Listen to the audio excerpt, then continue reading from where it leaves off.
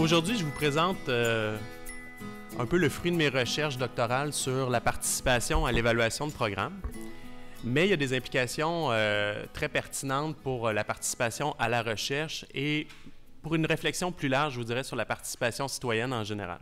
Donc, ce que je vous présente aujourd'hui, le thème que j'aborde, c'est deux questions principales. Donc, une réflexion d'un point de vue plus de recherche sur qu'est-ce que la participation et comment est-ce qu'on peut la mesurer. Donc, participation à l'évaluation de programme avec extension vers la recherche. En fait, ce que je vous présente aussi, c'est par la bande, c'est l'outil de mesure de la participation que j'ai développé dans mes recherches doctorales. Et parce que c'est un bon prétexte pour parler de la participation citoyenne dans différents contextes. Donc, voilà. On a une école d'été ici où on aborde le terme de la participation. C'est clair qu'il y a un engouement pour ce terme-là. On en parle beaucoup. Dans le discours, c'est très présent, ce qui est une bonne chose parce que ça reste présent à l'esprit. On a plus de chances de pratiquer la participation ou d'avoir des occasions participatives si on en parle. Mais il y a un problème aussi, ou plusieurs problèmes qui sont associés au fait que le terme est vraiment populaire. Donc d'abord, c'est galvaudé. Tout simplement, on en parle, mais on ne sait plus ce que ça veut dire. Est-ce que le fait d'avoir une démocratie participative, une évaluation participative, ça réfère à X, à Y, à Z? On ne le sait plus trop. Et les termes sont mélangés aussi. On parle d'implication, de consultation, de participation, d'évaluation démocratique, d'évaluation habilitative ou fondée sur le pouvoir d'agir. Donc, on en perd notre latin. On n'arrive pas à se parler. Donc, les chercheurs n'arrivent pas à se parler, les praticiens n'arrivent pas à se parler. Quelqu'un veut lancer une recherche participative, ça n'a pas le même sens pour lui ou pour elle. Quand il parle à un collègue, bien, ça veut dire quelque chose de totalement différent. Donc, il y a ce problème-là qui existe. Et au niveau d'un scientifique, les recherches qui sont menées, par exemple, sur l'évaluation participative ou la recherche participative ne s'accumulent pas parce qu'on utilise des définitions différentes du concept.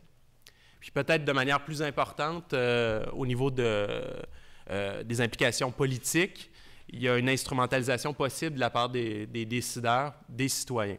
Donc, vu que le terme est très valorisé, on va dire « je fais de la recherche participative » alors que ce n'est pas le cas.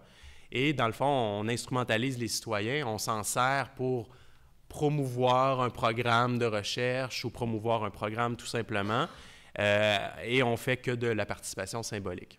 Donc, voici les problèmes, et c'est pour ça que c'est important de bien définir ce qu'on entend par participation et de pouvoir la mesurer. En évaluation de programme, il y a 3 justifications pour la participation, mais on retrouve ces justifications-là à des degrés divers et avec des approfondissements théoriques dans tous les domaines. Donc, il y a une justification politique d'abord. La participation, c'est bien parce que on doit pouvoir compter sur l'input des gens qui sont les premiers touchés par les programmes. Il y a une question de justice sociale, en particulier les gens qui sont exclus, marginalisés, qui ont moins de pouvoir. Donc, on doit pouvoir les mobiliser, ou ils doivent se mobiliser eux-mêmes pour apporter, influencer les décisions qui sont prises et qui les concernent. La justification pratique, c'est vraiment, on veut faire participer les gens parce que ça augmente l'impact, l'influence des évaluations, des recherches. En les faisant participer, bien, on arrive à des questions de recherche, d'évaluation qui sont plus pertinentes pour eux. Ils sont plus susceptibles de s'approprier les résultats et ensuite de mettre ces résultats en œuvre et de développer des compétences en méthode sur le sujet de recherche, etc. Et finalement, il y a une justification épistémologique. Donc, plus de points de vue différents, de perspectives différentes on arrive à joindre au sein d'un même projet de recherche ou d'évaluation, le plus on se rapproche de la vérité, à un certain sens. Donc, ça pose des défis sur le terrain qu'il faut maîtriser. Mais il faut savoir que ces prétentions-là positives de la participation, il faut d'abord être capable de les évaluer. Donc, qu'est-ce que la participation? Je pars d'une distinction très simple au niveau de la recherche et de l'évaluation toujours entre l'objet et le sujet. Quand on fait une recherche participative, les gens, outre le chercheur et autres que le chercheur et l'évaluateur, ne sont pas des objets ou des sources de données, ce sont d'abord des participants, des sujets de l'évaluation de la recherche. Donc, ils participent à la construction, à la réalisation de l'évaluation de la recherche. Et un mythe très tenace là, qui persiste là, dans la littérature, mais dans la pratique, c'est qu'on utilise des méthodes qualitatives pour une recherche ou une évaluation, donc c'est participatif. On fait un groupe de discussion avec nos professionnels c'est participatif, on leur a demandé leur avis. Bon, c'est bien, là, je ne vais pas nier que la consultation, c'est bien, mais la participation, ça demande, en tout cas dans ma définition, quelque chose de plus que ça. Donc, il doit y avoir un partenariat entre les gens qui ne sont pas impliqués normalement dans la recherche et le chercheur ou l'évaluateur. Et ça nous amène, c'est ça, au problème de fixer la limite. Quelle est la limite participative qui fait que, par exemple, une évaluation ou une recherche l'est et une autre ne l'est pas? Donc, il y a 3 questions qui peuvent nous aider dans la pratique à déterminer qu'est-ce qui est participatif, qu'est-ce qui ne l'est pas. Qui? Donc, d'abord, qui participe normalement à une recherche, une évaluation? C'est le chercheur ou l'évaluateur. Donc, on va impliquer des parties prenantes qui ne sont pas là normalement. Quoi? Qu'est-ce qu'ils font? Donc, je vous parlais de la distinction objet-sujet, c'est la même chose. Ils coproduisent ou co-réalisent l'évaluation ou la recherche jusqu'à un certain point. Et comment? Donc, c'est avec quel niveau d'influence, quel niveau d'impact sur la réalisation de l'évaluation elle-même. Donc, je vous l'ai dit, moi, je travaille en évaluation de programme. Je suis parti, je n'ai pas inventé tout ça. Il y a toute une littérature qui existe là-dessus. Je me suis inspiré, entre autres, des travaux de Cousins et Whitmore en évaluation collaborative. Et je vous propose 3 dimensions pour définir la participation. Donc, la diversité des participants, le qui, l'étendue de l'implication au cours du processus de recherche, donc le quand, le comment, le quoi, avec le contrôle. Donc, quel niveau d'influence les parties prenantes ont sur l'évaluation. Les postulats, donc c'est important de clarifier ça, c'est le plus qu'il y a de participants dans une évaluation, une recherche, le plus c'est participatif. Le plus qu'ils sont impliqués dans différentes étapes, le plus c'est participatif. Et plus ils ont de contrôle, plus c'est participatif. Donc, plus on augmente là, finalement la valeur sur ces dimensions-là, plus c'est participatif. La première dimension, c'est l'étendue de l'implication. Donc là, on parle d'évaluation de programme, mais ça pourrait être conçu aussi comme des phases de recherche ou même, par exemple, un planning ou une planification à l'échelle locale, au niveau urbain, aménagement du territoire, etc.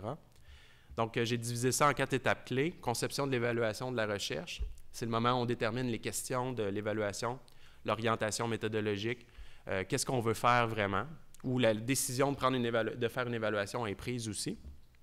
Collecte, analyse des données, formulation des jugements, des recommandations, présentation et diffusion des résultats de l'évaluation. Donc, 4 étapes clés où on peut intervenir en tant qu'acteur. Là, je vous fais grâce à un peu des calculs. Ce n'est pas très compliqué, là, mais ce n'est pas nécessairement les chiffres qui sont importants. Du moment qu'on est impliqué à une étape, c'est participatif. Donc, implication nulle, c'est aucune étape. Les gens sont présents à aucune étape, comme dans une recherche ou une évaluation traditionnelle, et ça va jusqu'à l'implication totale où les gens sont impliqués finalement tout au long du processus évaluatif. Deuxième dimension, c'est la diversité des participants. Donc, il y a des gens qui, normalement, ne participeraient pas à l'évaluation, qui sont là cette fois-ci. En évaluation de programme, c'est vraiment axé évaluation de programme, mais il y a les décideurs, les concepteurs de programme, donc les élus, les gestionnaires qui souvent donnent leur avis dans le cadre d'une évaluation, mais ne sont pas nécessairement participants. Donc, ils donnent leur avis comme ça de manière ponctuelle. Ils peuvent participer à l'évaluation de programme du début à la fin. Responsable de la mise en œuvre du programme et professionnel. Par exemple, dans un programme de protection de la jeunesse, ça pourrait être les travailleurs sociaux, les psychologues qui s'occupent des signalements. Donc ça, c'est une catégorie, une clientèle dans le cadre de l'évaluation qui n'est pas nécessairement impliquée de manière très, très significative dans toutes les évaluations de programme. Bénéficiaires directs, indirects, donc les jeunes, leurs familles, par exemple, sont pour ça avec le même exemple. Et société civile et citoyens, donc c'est vraiment plus les citoyens, les intellectuels, les groupes de pression, groupes d'intérêt qui existent, qui pourraient venir ajouter un input ou participer carrément à l'évaluation de programme. Et c'est la même logique, donc selon le type de participants impliqués, on a une évaluation qui est plus ou moins diversifiée, plus ou moins participative, jusqu'à une diversité totale. Et le contrôle, la dimension un peu difficile à mesurer parce que des indicateurs de contrôle ou d'influence, c'est quand même très difficile à mettre en œuvre. Là, dans ce cas-ci, c'est vraiment un jugement qui est porté par le chercheur ou les parties prenantes impliquées sur c'est quoi la balance du pouvoir dans une évaluation. Est-ce que c'est les participants qui ont plus de pouvoir ou le chercheur ou l'évaluateur? Donc, encore une fois, on passe d'un contrôle nul des participants, comme dans le cas d'une évaluation traditionnelle, jusqu'à un contrôle total, là, où on pourrait imaginer une évaluation qui qui est vraiment autogéré par toutes les parties prenantes. Ce que je veux que vous reteniez là, au-delà de la mesure finalement de la participation, c'est que ça prend les 3 dimensions pour qu'on soit en présence d'une recherche ou d'une évaluation qui est participative. S'il manque une des dimensions, ce n'est pas participatif. Donc, il faut qu'il y ait un minimum qu'on atteigne sur chacune des dimensions pour dire oui, nous sommes en présence d'une évaluation qui est modérément ou participative de manière limitée ou même totalement participative. Donc, il y a un seuil qui est requis et qui est très important parce que ça nous ramène à la question de l'instrumentalisation des citoyens. C'est que du moment où on utilise le terme, on a une certaine responsabilité qu'il y ait une participation réelle et non pas symbolique des parties prenantes. Je vous invite d'ailleurs à aller voir l'outil de mesure dont je vous parle, là, que je vous présente ici sur la participation à l'évaluation, est disponible gratuitement en ligne sur le site de Perfeval en français, anglais, espagnol. Vous pouvez vous en servir, faire des tests, voir comment ça fonctionne.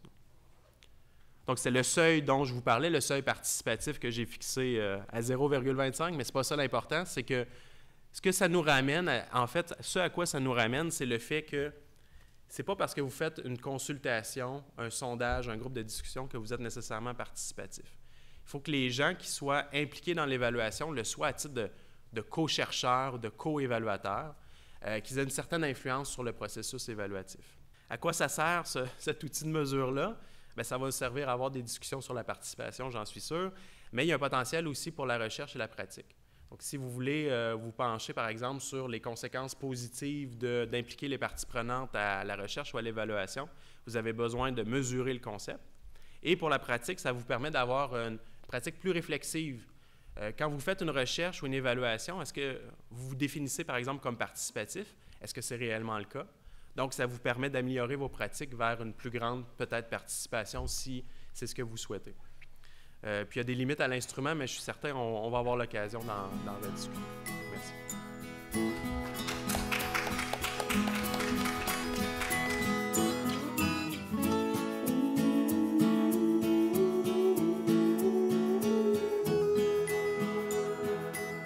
Du point de vue méthodologique, c'est très intéressant d'avoir un outil, puis je pense que c'est comprenable, tout ça. Mais si on a une recherche vraiment qui correspond au taux maximal de participation, je sais pas, on pense à 1000 personnes, une démographie, background culturel différent, etc. Comment on fait pour ne pas dérailler la recherche alors que tout d'un coup, tout le monde est un co-participant? Oui, je comprends. Bien, d'abord, je veux simplement dire qu'au niveau de la participation, c'est une très bonne question. Mais comment j'ai défini la participation, le nombre n'est pas important.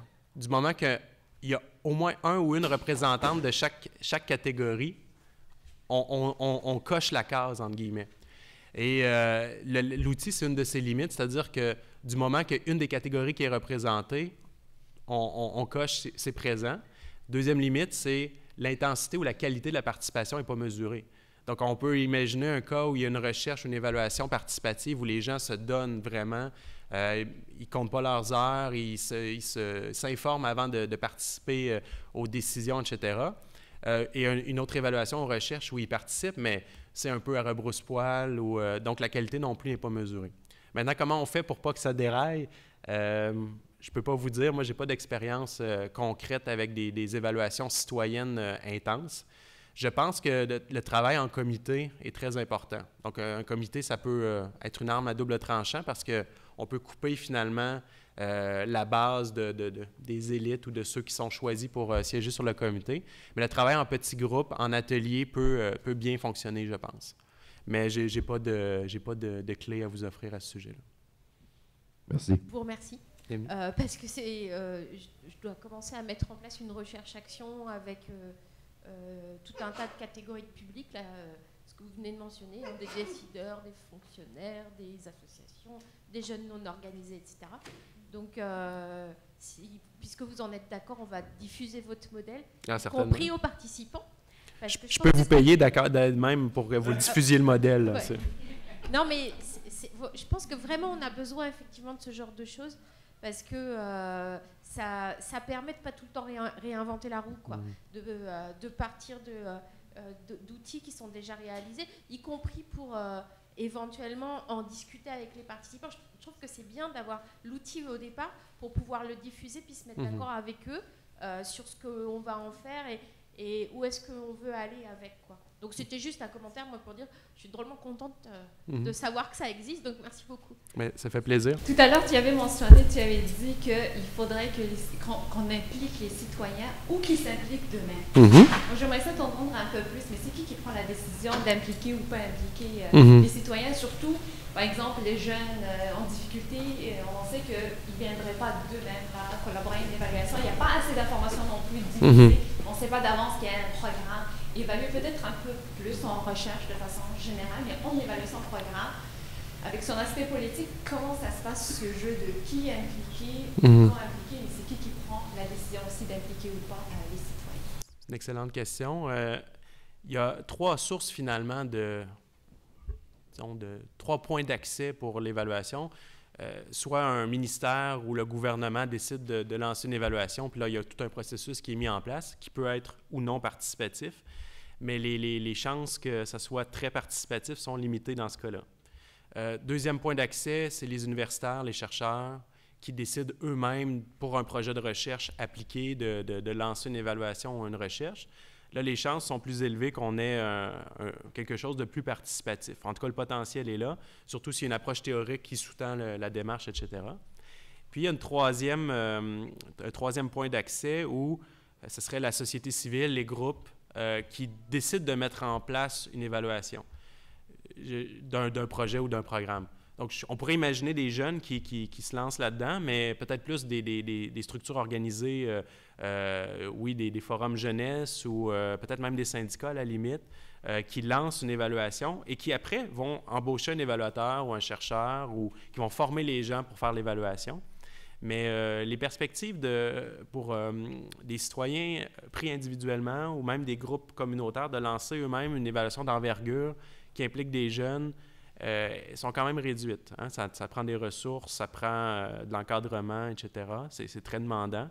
Donc, les perspectives d'une évaluation auto-gérée, auto-initiée, etc. sont quand même minces, je pense. Puis, ce n'est pas nécessairement les évaluations qui vont donner les meilleurs résultats. On parlait de comment on gère une évaluation avec 1000 personnes impliquées. Peut-être qu'une évaluation d'une ampleur plus limitée serait participative, mais plus efficace pour atteindre l'objectif qu'on recherche, finalement. Oui?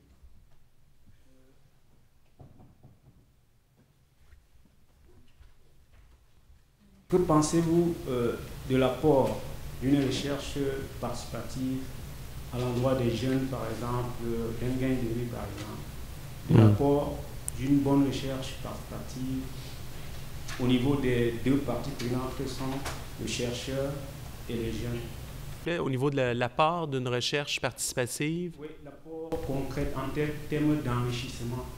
Ça, c'est après coup. Je dirais que les bénéfices d'une recherche ou d'une évaluation participative, ceux qui ont été démontrés disons, le plus fortement dans la littérature, c'est au niveau des changements qui se passent à l'intérieur de l'individu et non pas de l'impact sur les institutions. Donc, c'est le sentiment d'efficacité personnelle, de confiance en soi, les compétences qu'on développe quand on participe, quand on met la main à la pâte, qui sont très présents. C'est un des bénéfices les plus étudiés, les plus démontrés. Maintenant, l'impact sur les programmes eux-mêmes, la société, si j'avais la réponse, je vous le dirais, c'est toujours plus ténu, le lien est plus distant. Mais les bénéfices très concrets sont souvent au niveau des individus et non pas juste dans un sens. Ce n'est pas simplement les participants, les jeunes. Pour l'évaluateur ou le chercheur aussi, il y a des bénéfices très clairs. Donc, adopter de nouvelles perspectives, se remettre en question, s'approprier un sujet, un projet de recherche de manière plus intense. Est-ce que l'évaluation participative est moins scientifique qu'une évaluation à partir d'un modèle hypothético-déductif où on a un questionnaire des hypothèses de recherche? Qu'est-ce que tu nous dirais là-dessus? Non, pas nécessairement. Puis de toute façon, l'évaluation participative peut être très quantitative, hypothético-déductive. Les parties prenantes pourraient décider, par exemple, d'avoir cette approche-là, d'engager un statisticien, de colliger des données longitudinales, etc. Non, je ne pense pas. Du moment que la participation est réelle puis qu'il y a une bonne représentation des parties prenantes. C'est sûr que s'il y a juste les décideurs qui participent, on peut se poser des questions sur les biais possibles de l'évaluation de la recherche. Puis surprenamment aussi, même si c'est juste les professionnels qui participent, ça peut être la même chose. Donc, du moment qu'il y a une certaine représentation et un chercheur ou un évaluateur ou quelqu'un qui a de l'expérience en recherche-évaluation qui fait un bon travail d'encadrement, je pense que ça peut être tout aussi rigoureux et même plus. Donc, je le mettrais sur un pied d'égalité. Mais il ne faut pas oublier ces enjeux en arrière-plan sur l'instrumentalisation des citoyens, les raisons politiques qui pourraient motiver la participation, etc. Il y a quand même un enjeu.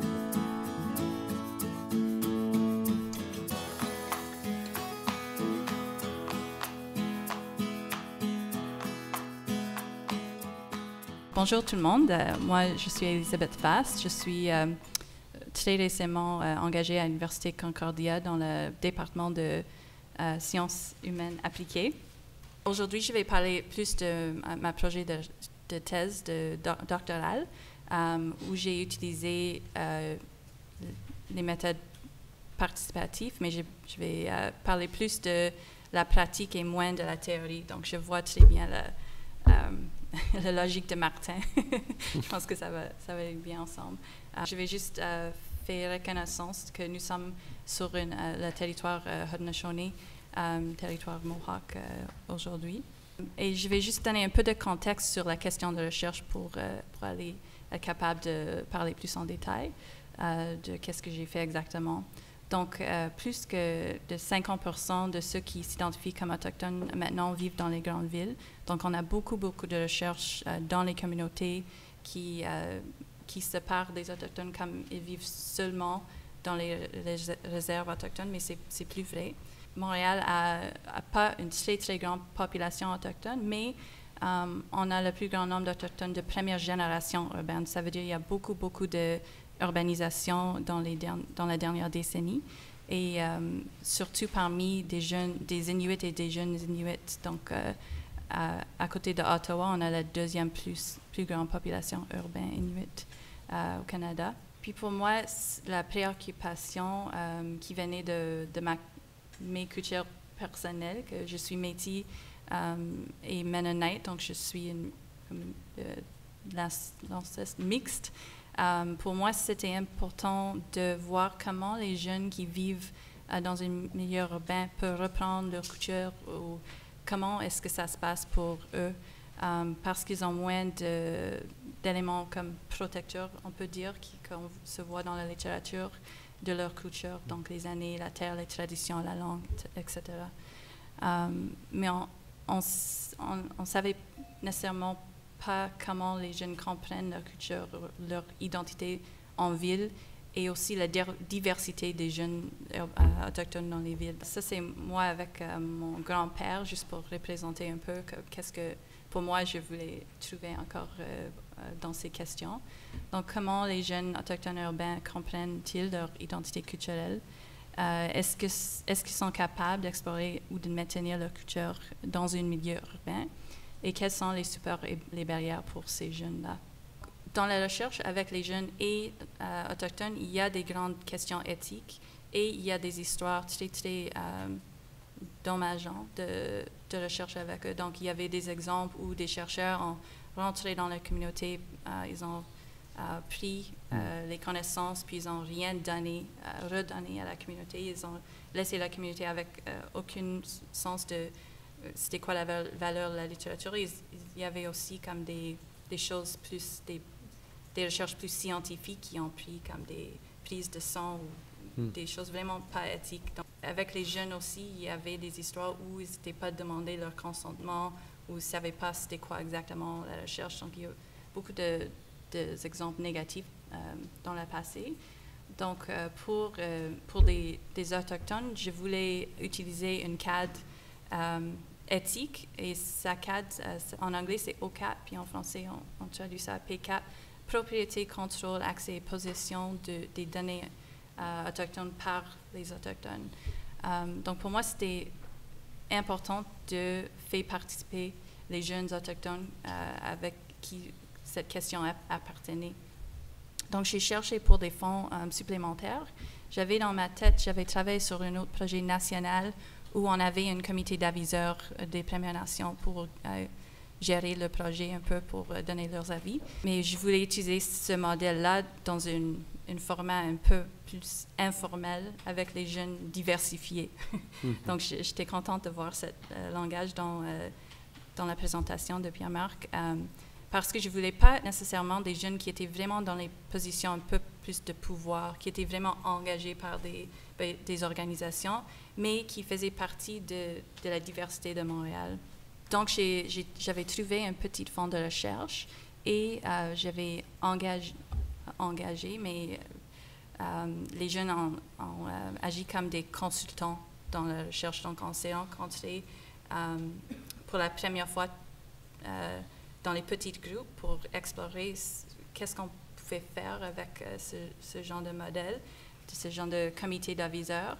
Puis, on s'est rencontrés chaque mois et demi pour discuter les grandes questions de recherche. Donc, les jeunes étaient comme 4 à 6 jeunes sur ce comité d'aviseurs qui a changé un peu, mais il y avait au moins 4 jeunes qui étaient toujours là comme au début jusqu'à la fin. Donc, dans les premières réunions, on a discuté c'était quoi les principes PCAP, qu'est-ce que ça pouvait dire pour les jeunes qui vivaient dans un milieu urbain, c'était quoi exactement la position de la recherche. Comme j'ai expliqué, est-ce que ça veut dire, si on faisait les entrevues, est-ce que c'est eux qui possèdent les entrevues ou est-ce que c'est plus comme les sommaires ou les idées pour protéger ces principes de position, mais aussi pour protéger la confidentialité individuelle des participants. Donc, il y avait plein d'enjeux éthiques qu'on a discuté parmi ces premières discussions pour décider au début c'était quoi PCAP dans ce contexte-là. J'avais envisagé de faire les entrevues avec des jeunes, mais pas ces jeunes-là. Donc, ces jeunes-là étaient différents que les participants. C'est pas le même groupe. C'est eux qui étaient le comité d'aviseurs et un autre groupe qui était des participants. Donc, on a fait plein de sortes de choses que d'habitude un chercheur fait soi-même, mais on a fait ensemble.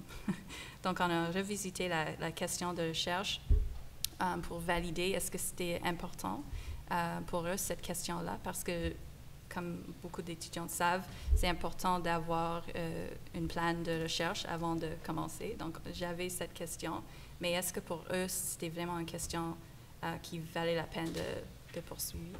On a créé des guides d'entrevue ensemble. Donc, j'avais des questions au départ, mais ils m'ont aidé pour mieux structurer des questions qui avaient de valeur pour tout le monde.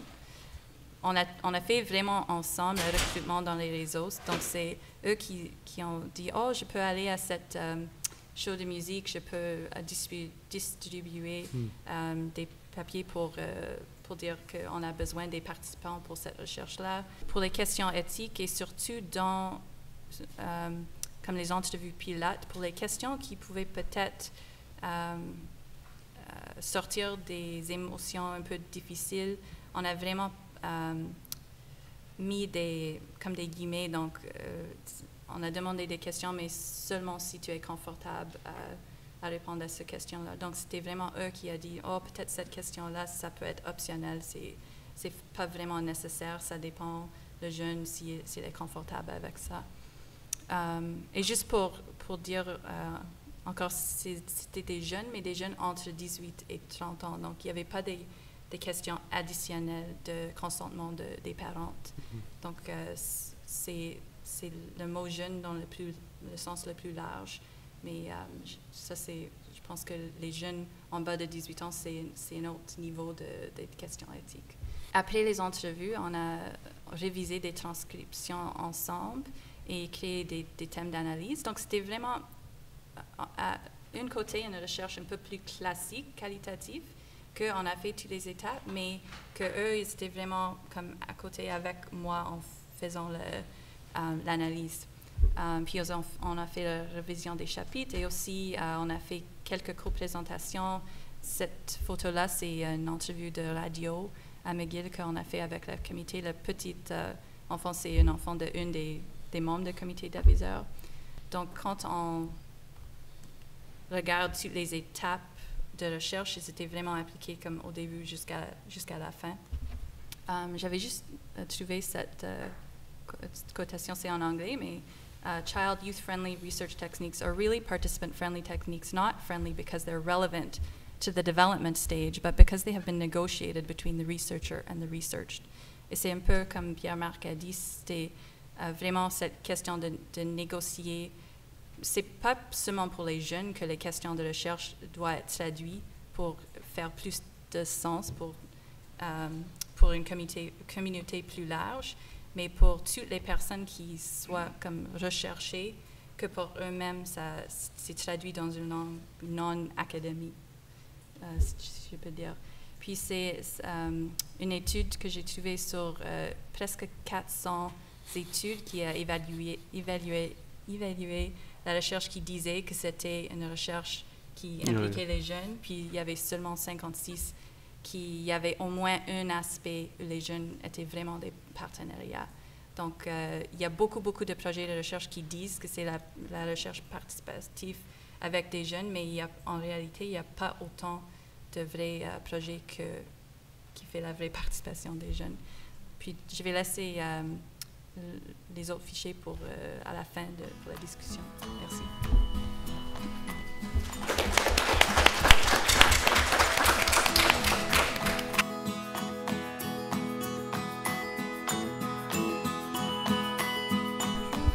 De m'accueillir ici. Merci notamment à Martin, à Isabelle, à Frances pour l'organisation de l'événement et à toute l'équipe de l'ENAP. Donc la recherche que je vais vous présenter aujourd'hui a beaucoup de points de similitude avec la précédente.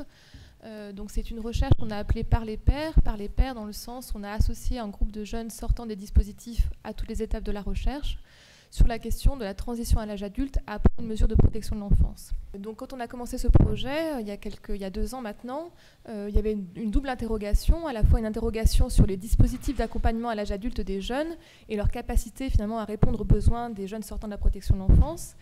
Et il y avait également des fortes interrogations sur les capacités des méthodes traditionnelles de recherche d'accéder et de rendre compte de terrains sensibles et de situations sensibles.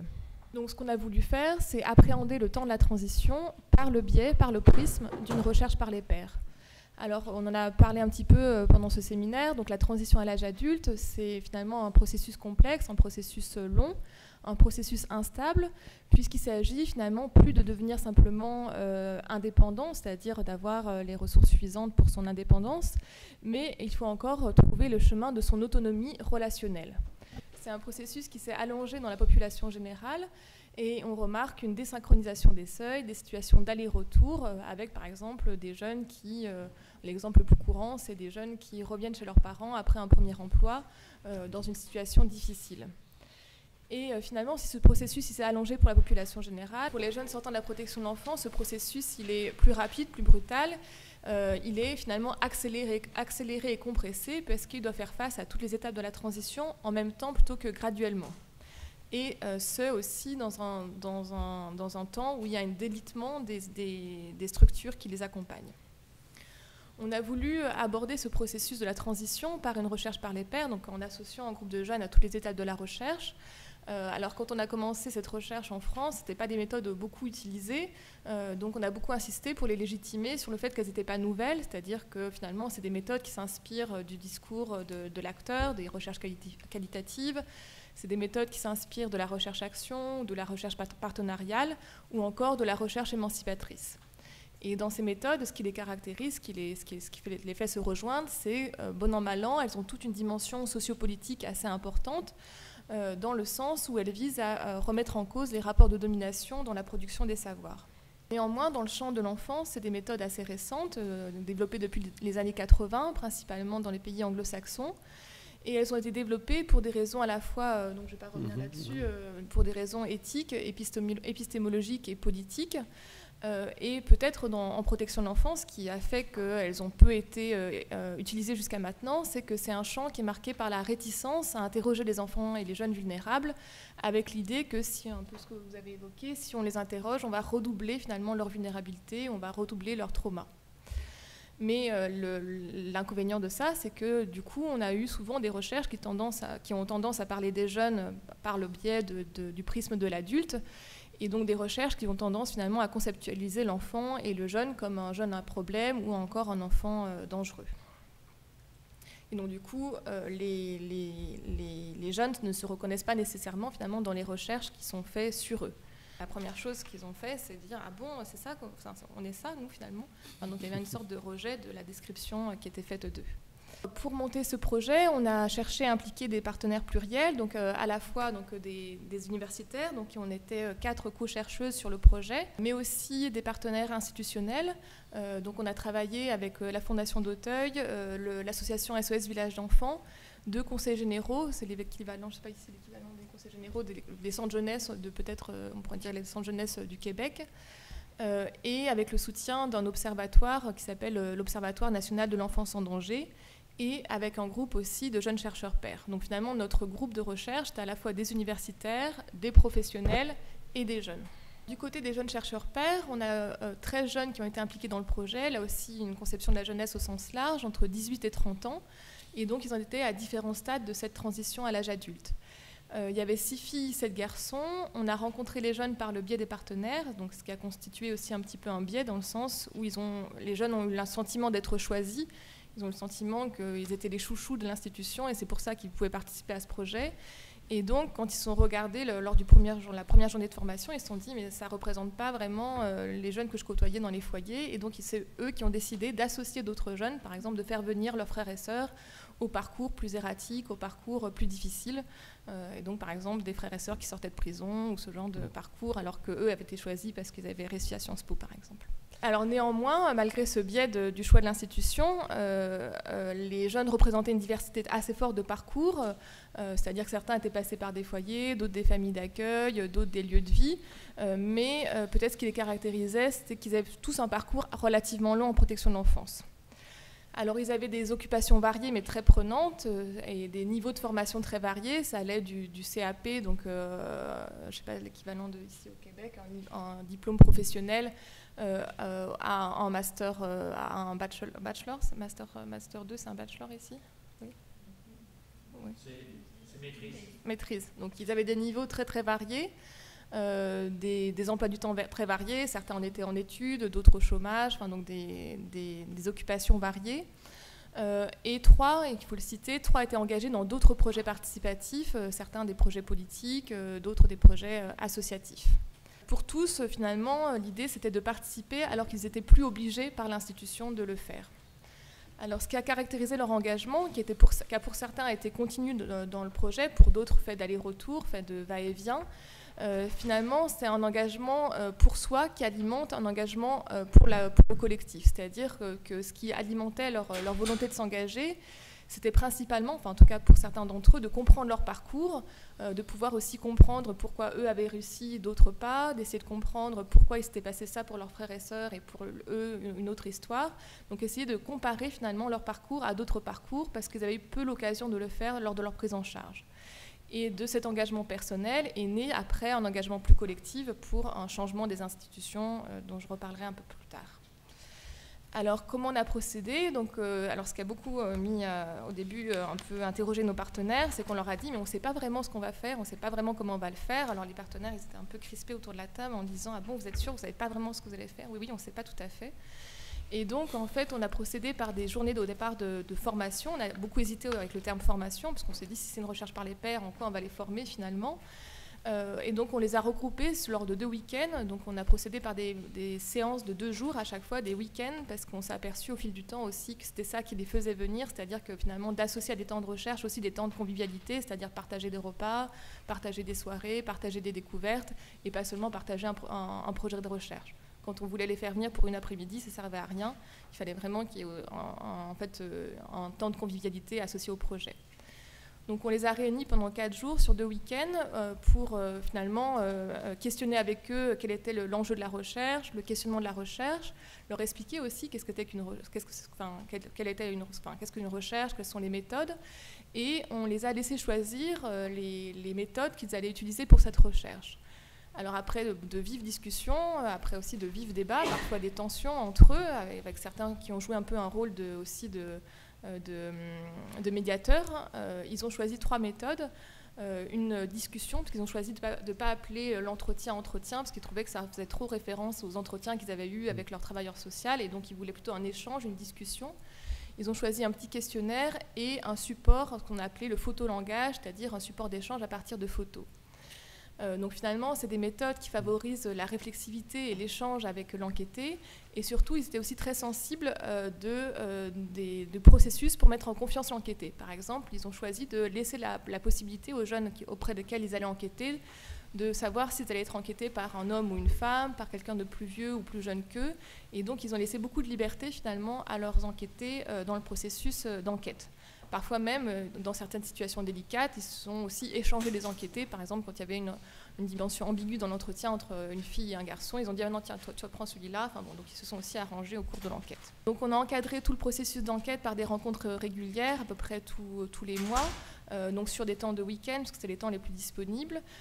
Et donc, dans ces temps de week-end, on a à la fois fait un retour sur les premières enquêtes qui avaient été menées, mais aussi, après, au fur et à mesure de l'avancée dans le projet, on a discuté des thèmes à retenir des entretiens, on a analysé ensemble les entretiens jusqu'à la construction du plan du rapport. Ce qui nous a surpris par rapport à nos habitudes de travail, c'est que pour eux, pour entrer sur le terrain, ils ont choisi d'abord d'aller interroger des situations les plus proches des leurs. C'est-à-dire, c'est comme si, pour pouvoir comprendre des situations plus lointaines, ils ont eu besoin de passer par d'abord la proximité des histoires assez proches des leurs. Et donc, ils sont allés enquêter d'abord, par exemple, auprès des lieux de placement qu'ils avaient connus ou auprès de leur entourage, pour pouvoir après interroger d'autres types de situations.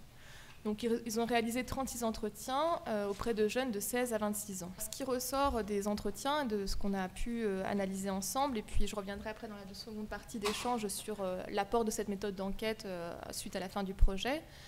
Donc, ce qui ressort des entretiens, c'est que finalement, ce qu'ils ont pu observer dans les échanges avec les jeunes rencontrés, c'est que la protection de l'enfance confronte les jeunes à des épreuves plurielles, à des déplacements pluriels, puisque non seulement ils sont confrontés à des déplacements géographiques, mais aussi des changements de famille, des déplacements dans l'espace social, et finalement des changements de monde qui rendent difficile finalement les identifications à l'âge adulte. Néanmoins, ces épreuves plurielles, elles sont traversées différemment, à la fois selon les parcours antérieurs au placement, mais aussi selon les parcours à l'intérieur du placement, finalement, comme si la socialisation familiale inégale pouvait être redoublée par des chances inégales à l'intérieur du placement.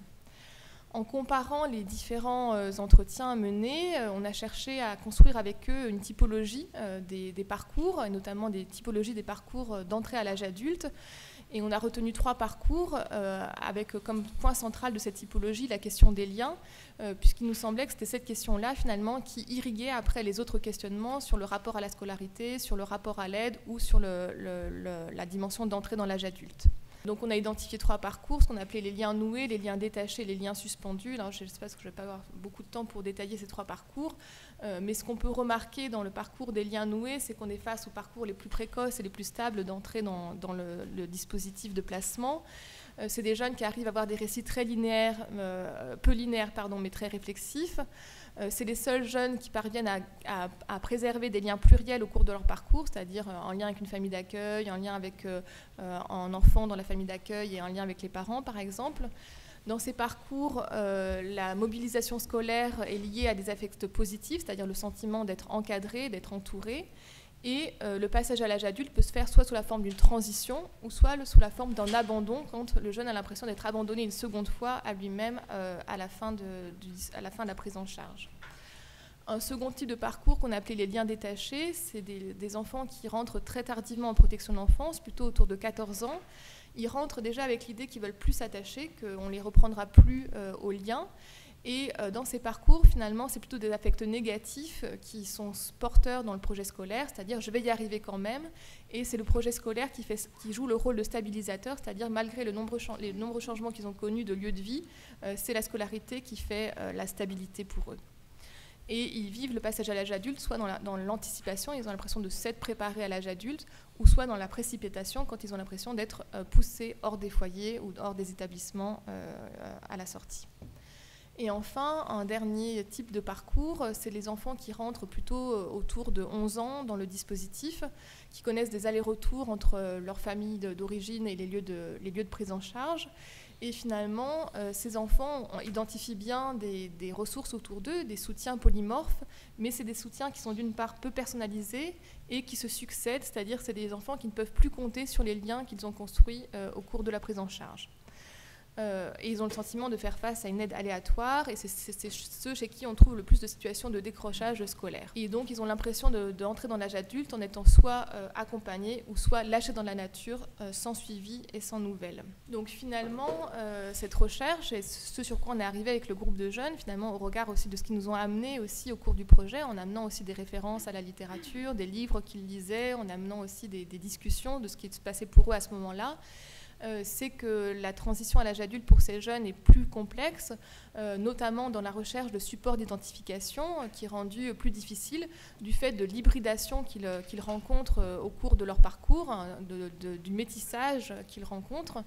Et ce métissage peut leur donner un sentiment de solitude quand ils ont l'impression qu'il n'y a pas suffisamment de partageable dans les liens qu'ils ont rencontrés.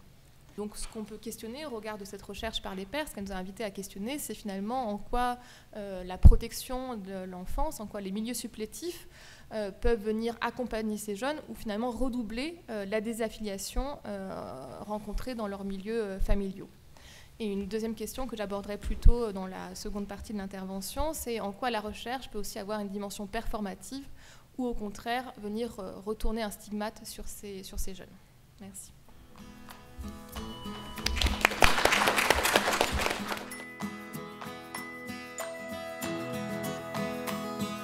Est-ce qu'à l'issue du processus de recherche, est-ce qu'il y a eu un moment d'échange entre les jeunes qui ont participé au processus et les professionnels, notamment par rapport à la présentation de la typologie? Est-ce que il y a pu avoir des moments d'échange où justement les jeunes aussi, enfin les professionnels ont pu voir les jeunes différemment en tant que jeunes pris en charge, mais aussi en tant que jeunes collaborateurs, au même titre que les chercheurs. Voilà.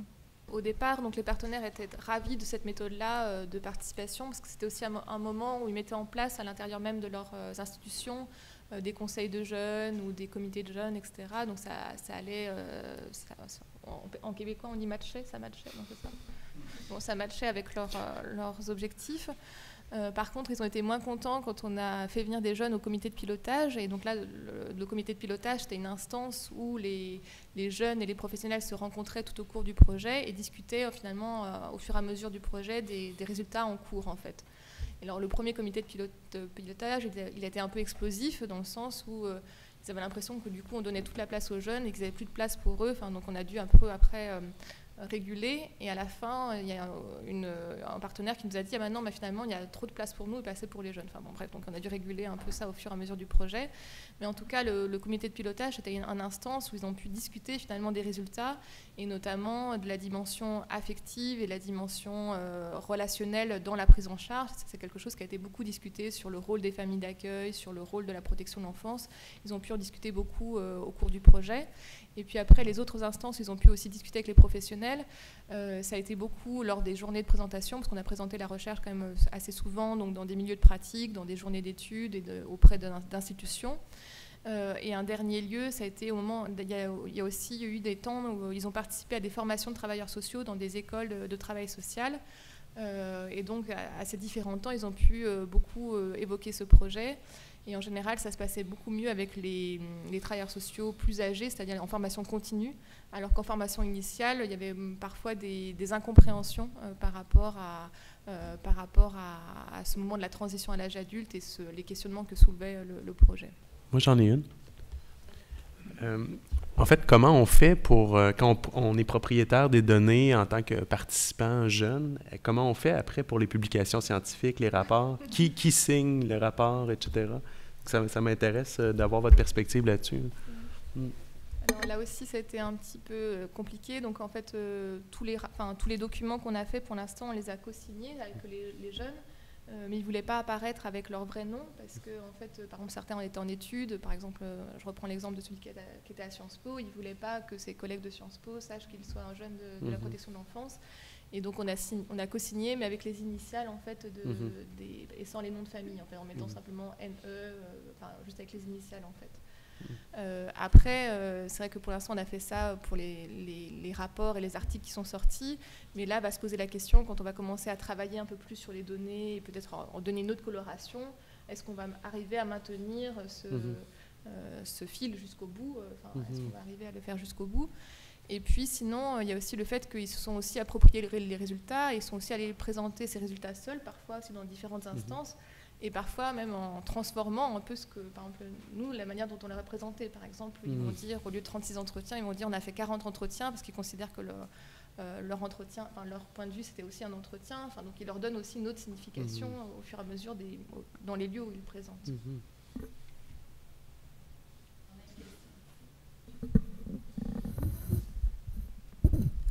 Oui, c'était un peu la même chose pour nous.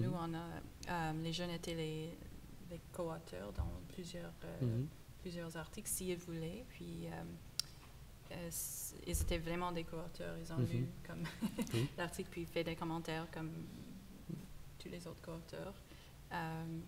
Oui, pour les présentations aussi, c'était la même chose. Puis pour eux, il n'y avait pas des enjeux vraiment qu'ils ne voulaient pas être reconnus. Donc, je pense que c'était seulement un atout pour eux d'être capable de mettre ça sur leur CV.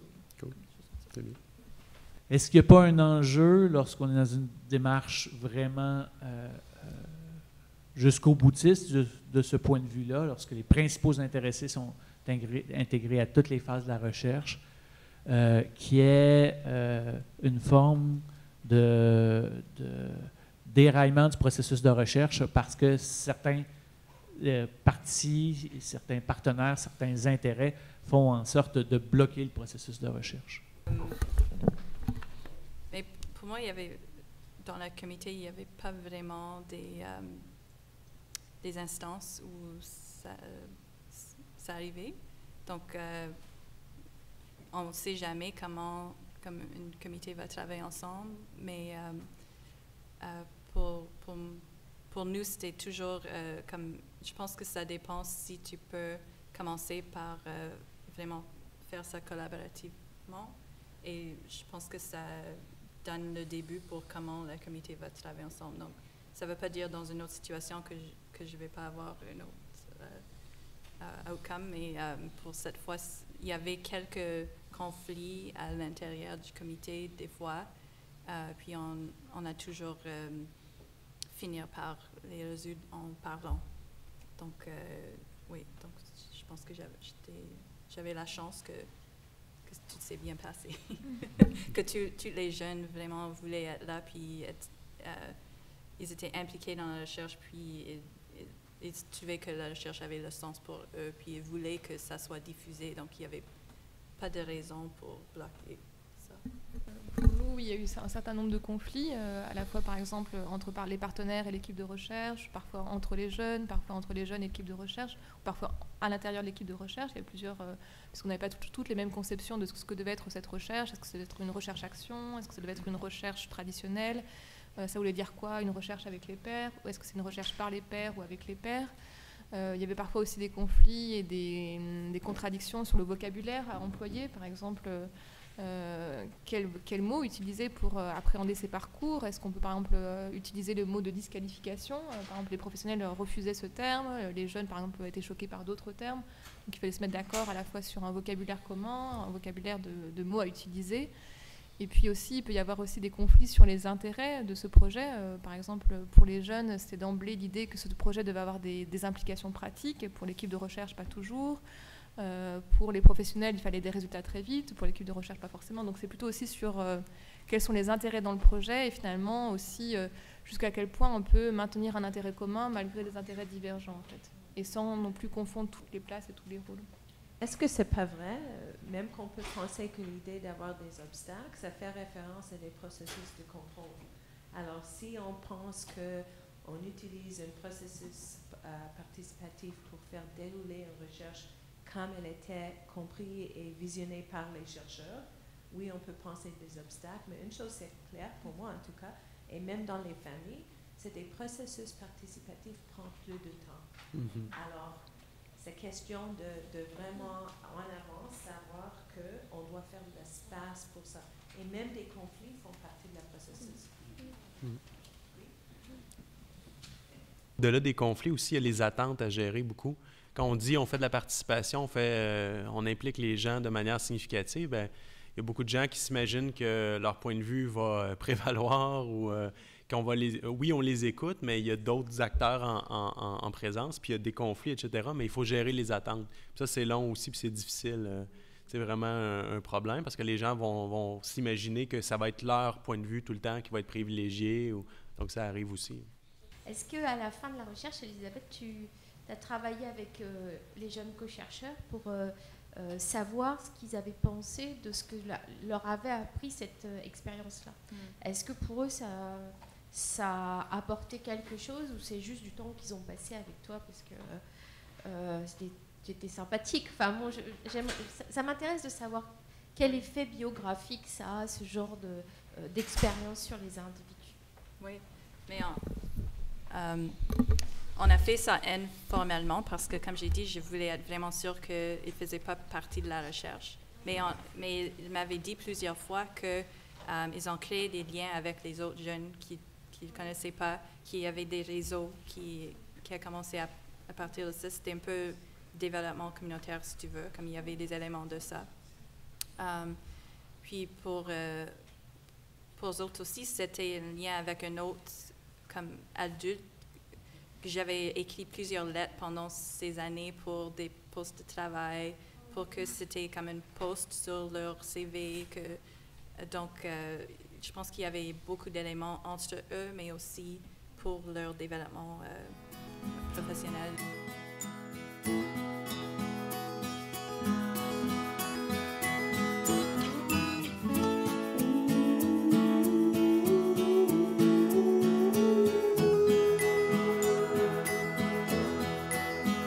À la fin de tout ce processus, les gens ont vraiment commencé à prendre plus de contrôle. Donc, par exemple, pour les réunions au début, c'était toujours dans un bureau, toujours autour d'une table.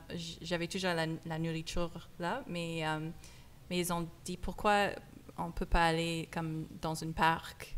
On va tous apporter la nourriture comme nous-mêmes, donc on va tous contribuer. Puis c'est eux qui ont comme à la fin de la réunion planifié de faire des choses comme ça. Donc c'était comme des aspects qu'on ne peut pas nécessairement mesurer, mais c'était clair qu'ils étaient vraiment plus confortables, que c'était eux qui avaient plus de contrôle sur comment le groupe se gérait. Donc j'ai dit, c'est une contradiction du modèle chercheur comme expert. Pour moi, je vois les différences entre nos deux projets, que peut-être que c'était plus facile pour moi parce que c'était un petit projet avec pas un grand nombre de jeunes. Donc, on peut prendre des chances puis utiliser comme notre personnalité comme d'avoir un groupe comme ça. Donc, je vois que c'est probablement comme ça qu'il y avait un peu moins d'obstacles. Mais comme il y avait juste une chercheur principale puis des co-chercheurs jeunes, ils étaient confortables, je crois, de s'insérer aussi sur les aspects techniques.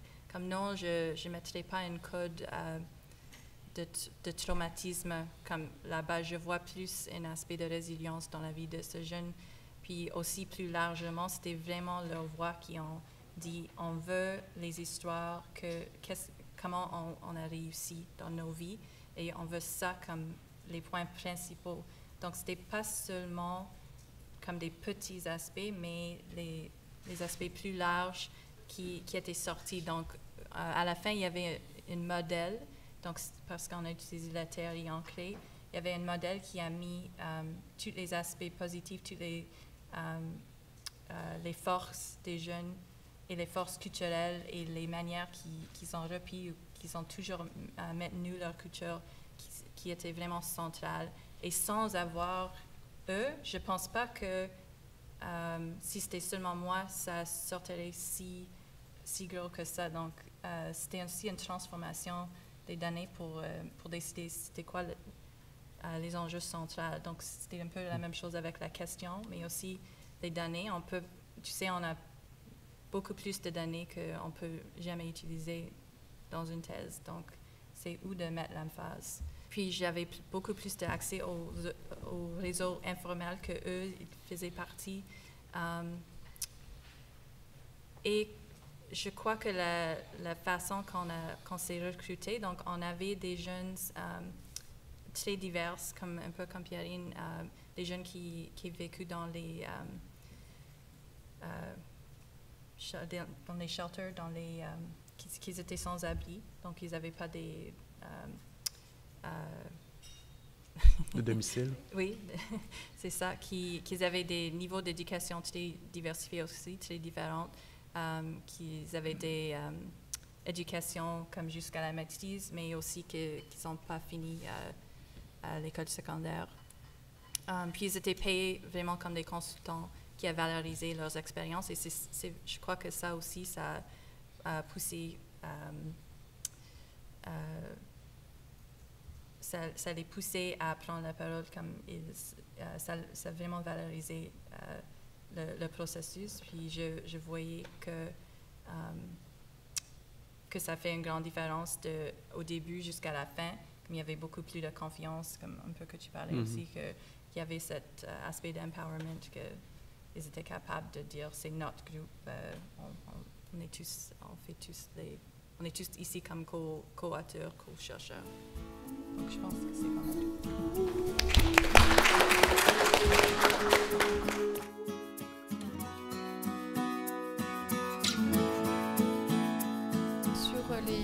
Sur les apports du projet, l'apport du recours à un groupe de jeunes pour réaliser l'enquête. Alors tout d'abord, je voulais juste souligner les conditions qui nous ont semblé préalables à ça. Enfin, qu'est-ce qui a fait que ça a pu fonctionner. Ce qui nous a semblé important, c'est de créer un espace hybride, c'est-à-dire que ce soit un espace qui soit co-élaboré par donc les différentes personnes impliquées, c'est-à-dire les chercheurs, mais aussi les professionnels et les jeunes. Ce qui a semblé important, c'est que l'engagement était un co-engagement, c'est-à-dire que les jeunes s'engageaient, mais aussi les professionnels et les chercheurs s'engageaient, qui se voulaient le plus horizontal et pragmatique possible. Ce qui nous semble important de reconnaître dans ce genre de projet, c'est aussi la dimension affective, c'est-à-dire que ce qui a fait que les jeunes sont restés, c'est aussi beaucoup les liens qu'ils ont créés entre eux et donc les affects qui ont circulé dans le groupe. Et une autre dimension qui me semble importante, c'est parce que souvent quand on dit participation, on dit tout de suite il faut que les personnes développent un point de vue collectif.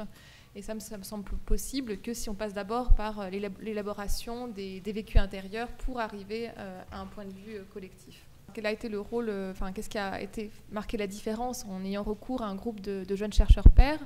C'est tout d'abord la teneur des entretiens qui ont été conduits. C'est-à-dire que dans ces entretiens, la dimension d'échange est extrêmement forte. C'est plutôt un dialogue, c'est un récit dialogique entre deux personnes. Dans ces entretiens, les identifications, l'implication est grande, de même que la dimension de conseil. Et finalement, dans l'entretien se passe déjà finalement un processus d'analyse et de recherche, puisque finalement, par la comparaison de leurs deux situations, les jeunes en viennent souvent en cours de l'entretien à conscientiser leur situation, mais aussi à déjà voir les variables structurelles qui ont joué dans leur situation. C'est-à-dire que finalement, l'entretien n'est pas seulement un lieu de recueil, mais c'est aussi finalement un espace d'analyse à deux, d'analyse comparée de deux histoires plurielles. Néanmoins, on s'est beaucoup interrogé sur qu'est-ce qu'être père, qu'est-ce que c'était ce rôle de chercheur-père. D'ailleurs, les jeunes se sont beaucoup interrogés là-dessus, et puis ils ont été aussi interrogés dans différents colloques là-dessus, en disant, mais finalement, si vous êtes un groupe formé, vous êtes déjà plus des pairs, c'est-à-dire que vous avez déjà perdu votre dimension de parité. Ce qu'il répondait beaucoup, c'était le fait que finalement l'expérience de la protection de l'enfance, c'est pas une expérience qu'on oublie du jour au lendemain, et c'est une expérience qui laisse des traces, et même si on est formé à la recherche, cette expérience elle laisse encore une trace très présente. Par ailleurs, ce qu'on voudrait souligner pour ne pas avoir une vision monolithique, c'est que chacun a interprété de manière très diverse son rôle de père. Certains ont mené des entretiens vraiment à la manière de chercheurs, c'est-à-dire qu'on n'aurait pas pu reconnaître si l'entretien avait été fait par un jeune ou par un chercheur. D'autres sont positionnés plutôt vraiment dans une posture d'échange, à tel point que certains parlaient plus que l'enquêté, et parfois il fallait restreindre un peu leur parole. D'autres se sont positionnés plutôt comme des travailleurs sociaux en disant alors, en demandant aux jeunes, est-ce que tu as ton contrat jeune majeur, là ton logement, comment ça va, chacun a interprété de manière très diverse la posture. Et par ailleurs, cette posture nous a semblé parfois buter dans certains entretiens sur 2 écueils. Finalement, à la fois le piège de la trop grande proximité et le piège du trop grand éloignement. C'est-à-dire que dans les entretiens, quand il y avait une situation trop chaude, trop proche, parfois l'enquêteur changeait de sujet parce que ça venait un peu peut-être le confronter à une propre préoccupation qui était trop actuelle pour lui, dont il ne pouvait pas vraiment débattre avec l'autre jeune. Et inversement, dans les situations où il y avait trop d'éloignement, par exemple quand ils sont allés interroger des jeunes mineurs étrangers isolés, là, les situations étaient trop diverses pour que le rôle de parité joue à plein son fonctionnement. Malgré ces bémols, il nous a semblé que cette méthode permettait de faire évoluer les objets de recherche, et pour plusieurs raisons. D'une part, par l'implication permanente de ce groupe de jeunes dans le projet, mais aussi par tout ce qu'ils y ont amené dans ce projet, c'est-à-dire leurs préoccupations, leur étonnement. Par exemple, on a beaucoup discuté du vocabulaire. Pour eux, le terme transition à l'âge adulte n'était pas du tout adapté. Ils voulaient parler de transition forcée, de rupture. Ça leur semblait un terme beaucoup trop atténué. Ils ont amené aussi finalement leurs préoccupations du moment, c'est-à-dire vu qu'on les voyait on les a vus beaucoup pendant 2 ans et à différents temps, au retour de la fête de Noël, pendant les examens, pendant ci, pendant là. Et finalement, de les voir à différents temps et de manière assez proche, ça nous a permis de comprendre leurs préoccupations et d'intégrer ces préoccupations dans les questionnements et dans l'analyse des données. Et dans leurs préoccupations, il y avait plusieurs choses qui recoupent un peu ce que tu as dit. L'insistance sur les forces, c'est-à-dire que pour eux, ils ne voulaient pas qu'on analyse les entretiens qu'au regard de la faiblesse, mais montrer aussi que les faiblesses peuvent devenir des forces. Donc ils ont beaucoup assisté au cours du processus de recherche pour pas qu'on ait un regard trop sombre ou trop misérabiliste sur les situations. Et puis, il y a un autre questionnement qu'ils ont beaucoup abordé et qui était peu abordé en France, c'est la question de la transculturalité, c'est-à-dire qu'ils sont aussi regardés quand on a mené ensemble la formation. Beaucoup avaient des origines migratoires et beaucoup des jeunes enquêtés ont aussi des origines migratoires et finalement, ces questions étaient peu traitées jusqu'à maintenant en protection de l'enfance et c'est une question qu'ils ont voulu aborder et sur lequel va porter un nouveau projet de recherche qu'on va faire avec eux. Et ce qui me semble le plus important dans ce type de projet, c'est que finalement, ça oblige les chercheurs à discuter avec les sujets de la recherche du cadre théorique et des références théoriques.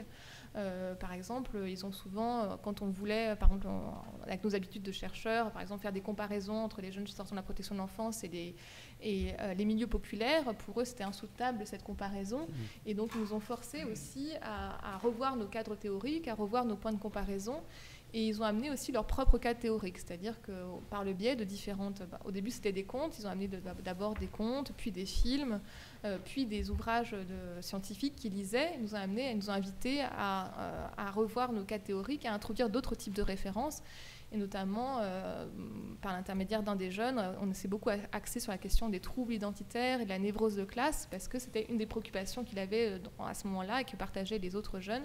Et il lisait beaucoup d'ouvrages là-dessus. Donc finalement, c'est aussi par leur lecture qu'on a aussi fait évoluer nos cadres théoriques. Et donc finalement, pour finir, c'est une recherche impliquée et impliquante. Alors les effets à la fois sur le groupe, les effets à la fois sur le groupe et les effets individuels. Effectivement, ce qu'on peut voir, c'est que ça a eu beaucoup d'effets individuellement, c'est-à-dire que ça a pu servir pour certains jeunes à une forme d'étayage identitaire au moment de cette transition, c'est-à-dire que ça leur a permis de mieux comprendre finalement les tensions qui les traversaient au moment de ce passage à l'âge adulte. Et parfois aussi, ça leur a permis d'accepter cette part d'identité qu'ils refusaient, c'est-à-dire cette part d'enfants protégés qu'ils ne voulaient plus voir en eux. Ça a aussi joué sur les liens qu'ils ont créés, c'est-à-dire au cours du projet, ils ont créé de nombreux liens, et c'est ces liens qui leur ont donné envie de créer une association pour soutenir d'autres jeunes sortants, donc ça a eu un effet de mobilisation collective. Mais néanmoins, dans les risques, on peut se demander si ce type de recherche ne risque pas finalement de renvoyer les jeunes à leur stigmate, puisque quand ils sont convoqués dans des assemblées ou dans des conférences sur ce sujet, ça les renvoie immédiatement à qu'une dimension de leur identité, celle de jeunes sortant de la protection de l'enfance, alors que même que c'est une dimension qu'ils cherchent à oublier. Donc ça peut aussi parfois les enfermer dans cette identité. D'ailleurs, certains sont partis du projet, et on peut penser parce qu'eux aussi, ils ne voulaient plus trop entendre parler de cette histoire. Et par ailleurs, finalement, je trouve ça très juste ce que vous avez dit, on change plus facilement les individus que les institutions. les institutions n'étaient pas non plus tellement prêtes à accueillir cette nouvelle parole de ces jeunes, et notamment quand ils avaient un discours collectif, c'est-à-dire qu'on les renvoyait toujours à leur histoire individuelle, à leur malheur, à leur petite histoire, et c'était plus difficile pour les institutions d'écouter une présentation de la recherche par les jeunes et d'écouter des propos collectifs, on voulait chaque fois les renvoyer à leur histoire individuelle, en fait.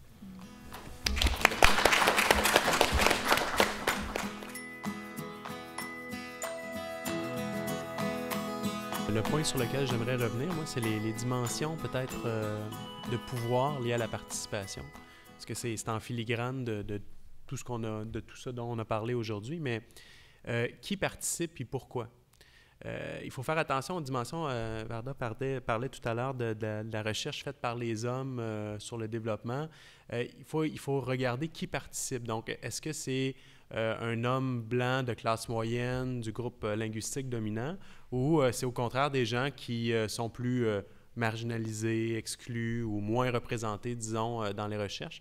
Donc, c'est un aspect très important à regarder dans la participation, puis comment on encadre ça, comment on peut encourager ça. Le deuxième enjeu de pouvoir dont je voudrais parler, c'est le fait que plus de participation, ce n'est pas nécessairement positif. On a des expériences ici de recherche qui sont très bien déroulées, mais le niveau optimal de participation va dépendre du contexte dans lequel on se situe. Il y a des cas où une recherche ou une évaluation pourrait peut-être mieux fonctionner, donner un portrait plus juste si elle n'est pas participative, entre autres parce qu'il y a des échéanciers à respecter, des coûts impliqués à la participation. Donc, il y a cet aspect-là aussi à prendre en compte. Est-ce qu'un peu de participation est préférable à beaucoup de participation? Ça dépend du contexte. Donc, il n'y a pas de réponse fixe à ce niveau-là. Puis, le dernier point, il ne faut pas oublier la charge normative qui est associée au concept de participation. Et on l'a vu, il y a des études qui se réclament d'une approche participative et qui ne sont pas vraiment participatives. Il faut faire attention aussi quand nous, en tant que chercheurs ou évaluateurs, on manie le concept ou le terme de participation parce que ça peut laisser entendre certaines choses, avoir des implications, par exemple, au niveau de la validité des résultats, du caractère éthique de la recherche, etc. Donc, c'est des enjeux qu'il faut prendre en considération quand on parle de recherche participative ou d'évaluation participative. Merci.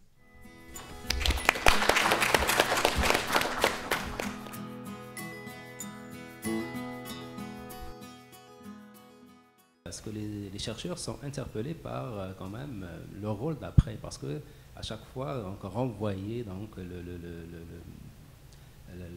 juste une question vraiment de la voix, c'est intéressant, c'est essentiel de donner la voix, mais à un moment donné, ces catégories, et on l'a entendu aussi dire, on commence à être fatigué à donner notre voix. Notre voix était déjà donnée à maintes reprises et après. Oui, c'est vrai, les chercheurs n'ont pas vraiment comme l'emprise vraiment à changer les choses, c'est-à-dire au niveau des institutions, on voit que ça bloque, mais vraiment, quelle issue de ce type de recherche?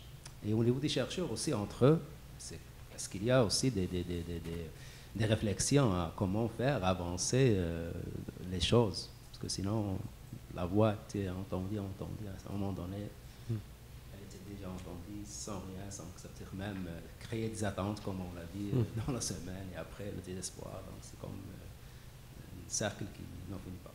Merci. Souvent, ce que les chercheurs vont dire dans la littérature, c'est « ça m'a permis d'inverser mon point de vue ». De re-questionner certains a priori que j'avais. Je croyais que la situation était X, finalement elle est X-2 ou elle est Y, etc. Donc, c'est vraiment un changement de perspective souvent ou de point de vue. La question des attentes, c'est une question importante parce que, effectivement, il y a après la question de la réception des recherches et puis aussi la réception par les pouvoirs publics, avec effectivement aussi un engouement des pouvoirs publics pour ce type d'approche, ce type de questionnement, mais en même temps, une faible évolution des législations sur les questions qui touchent les personnes concernées. Donc peut-être l'enjeu pour les chercheurs, c'est d'être vigilants aux attentes suscitées, de peut-être tempérer ces attentes, et notamment aussi leur temporalité, parce que c'est vrai que notamment quand on travaille avec un groupe de jeunes, ils voudraient que tout change très, très rapidement, que les associations se mettent en place rapidement, et finalement la temporalité des institutions elle est beaucoup plus longue. Et donc peut-être accompagner ce moment-là de temporalité différenciée. Et puis après, c'est aussi la question de finalement aussi quelle valeur on attribue à ces jeunes au-delà de la recherche et quelle dimension on accorde à cette relation au-delà de la recherche, parce que finalement ils ont participé à cette recherche pas que pour des raisons professionnelles, mais aussi pour d'autres dimensions. Et donc comment maintenir les autres dimensions quand la dimension professionnelle n'est plus à l'œuvre. Quoique dans mon cas, c'est parce que c'était... ils savaient au début que c'était peut-être une question un peu plus exploratoire, comme pas nécessairement avec des données très, très... qui peuvent changer des choses très vite. Donc, ils savaient tous que pour eux, c'était tous une question personnelle, puis que c'est un peu nouveau comme dans le cadre. Donc, je pense que j'ai géré ça avec eux aussi, comme c'est une question théorique. On va peut-être voir qu'il n'y a pas assez de ressources culturelles à Montréal pour eux, mais on ne sait pas encore parce qu'on doit parler aux jeunes. Donc, ils savaient qu'on ne savait pas qu'est-ce qu'on va trouver, puis donc c'est pour ça qu'on ne sait pas qu'est-ce que ça veut dire. Mais je crois qu'à la fin, on a fini par situer la diffusion de la recherche dans comme 2 volets. Et une, c'est des présentations plus locales, comme à Montréal, pour dire qu'il y a vraiment 2 sortes de jeunes, ceux qui veulent des ressources plus culturelles spécifiques, et les autres qui sont sur une trajectoire d'explorer, qui aimeraient ça voir des choses plus comme pan-indigenous. Je ne sais pas le mot en français. Donc, je crois que tout le monde était satisfait avec ça à cause du fait qu'on ne savait pas au début qu'est-ce qu'on cherchait. Donc, je n'ai pas une meilleure réponse que ça. Ça me questionne aussi sur finalement c'est quoi notre métier de chercheur, parce que on se retrouve parfois dans des réunions où on va faire témoigner les jeunes, on a travaillé avec eux à l'avance, etc. Et puis on fait un pas de côté, on s'efface, on les laisse s'exprimer, et du coup les décideurs se demandent à quoi nous on sert, quoi. Parce qu'ils se disent finalement si on peut avoir la parole des jeunes, les témoignages des jeunes, c'est plus parlant, c'est plus plus convaincant. Finalement vous servez à quoi? C'est un premier pan. Et puis un deuxième pan, c'est dans la recherche académique avec les autres chercheurs. C'est pas très bien vu de faire de la recherche-action. Ça semble un petit peu socioculturel, un petit peu fantaisiste, quoi. Hein.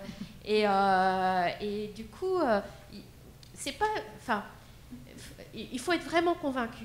Je pense que nous, en tant que personne, par rapport à notre idéologie, pourquoi est-ce qu'on fait ça? Parce que finalement, non seulement ça prend plus de temps, ce que vous avez dit tout à l'heure, mais en plus ça nous disqualifie, à la fois par rapport à nos interlocuteurs, nos financeurs potentiels, etc., et par rapport à nos collègues. Donc, et pourtant on continue à le faire. Alors, je trouve que quelquefois on se complique la vie à faire de la recherche-action. Donc, il faut vraiment être convaincu que ça apporte quelque chose, parce que politiquement presque, je dirais, parce que sinon, on ne ferait pas, quoi.